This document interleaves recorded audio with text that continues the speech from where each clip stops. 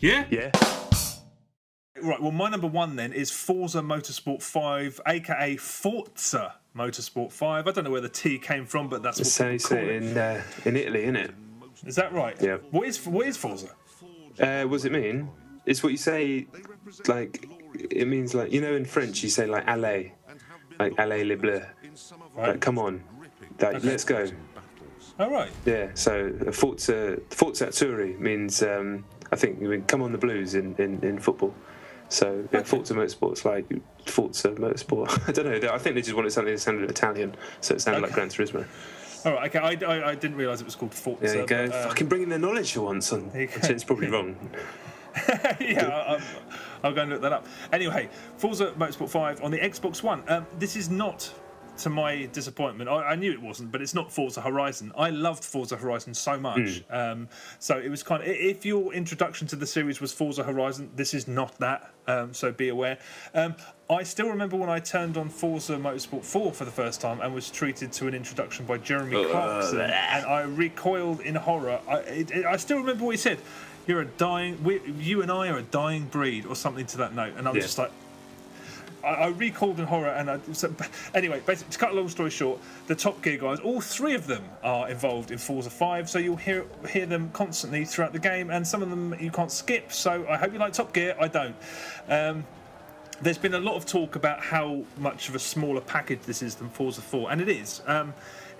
It's difficult though, because a friend of mine, a friend of ours, who's he's freely admitted on many occasions that even if the Xbox One only had Forza on it, he'd still buy the console. Yeah. So he's something of a Forza fan. He feels the same way that I do about the fact that there's less cars. There's less than half the number of cars there was in Forza 4, but it's gotten rid of a lot of clutter, because a lot of the cars, there was like different variations of the same car, and he feels the same way that I do. It's just like it's kind of siphoned off a lot of fucking unnecessary crap. Right. If you're a complete and utter dedicated car enthusiast, that's going to probably annoy you. But for me, I'm just like, I don't need 5 fucking Lamborghinis or whatever. I know what you're saying. Yeah, I thought that was unnecessary. The fact that there's less tracks, I mean, there was 20 odd in Forza 4, and there's only 14 or so in this, which is a lot less, because they do keep coming up, and that's a problem. The career is still based around credits, but it's more open. There's all these different. You can pick a sort of events based on rally cars or minis or sort of slightly stuff that's slightly faster. It's still. I mean, there's also been a lot of talk about microtransactions. I don't think microtransactions should be allowed in a game like this. But then at the same time, it's like there's microtransactions now in Battlefield. All of the games like this, especially driving games, they're about the grind. And if you're not about the grind, I'm not entirely sure why you're playing them. But then again, taking advantage of those people shouldn't be allowed either. So it's difficult. Cutting corners in Forza is like cutting out chunks of the game, because you want the reward of actually levelling up and stuff like that. Also, when you level up to a different driving level in Forza 5, you don't get free cars anymore. So you used to always get a free car. So you have less cars in general. Right. The first thing you notice when you turn it on is the visuals, obviously, but I mean, there's a good-looking driving game. There's something underwhelming that even when it's on a new piece of hardware, it's driving games always look good. That's what they're there for. I'm understanding it. It looks eye-popping, but the things that really wowed me were tiny little details that they didn't have to bother putting in, especially when you see people in the crowd. Like there's periodically you'll see like somebody waving a flag, and the person and the flag, you're like, whoa, that looks like a real person standing there. So the tiny details that they didn't perhaps, because the cars look great, the sunsets look amazing, all the stuff that you expect looks great, but there's little details in it that you don't necessarily expect. This is the only game to date on the Xbox One that's used the rumble in the triggers to any significant. Oh, yeah. I mean, I'm almost certain that this feature is just for driving games, because I think there's a mild rumble when you play Battlefield, but I hadn't really noticed any if there is. But here, it's at first, as somebody who doesn't drive, I was kind of unaware of what I was being told, but it basically just tells you when you're starting to lose grip on the road. Okay. So it's actually it's more about muscle memory, though. I found myself reacting to it subconsciously without actually saying, without thinking about it. But it's really neat. It does actually add another layer to the game, which is really great. And the drivatar, I assume you've heard about the drivatar technology.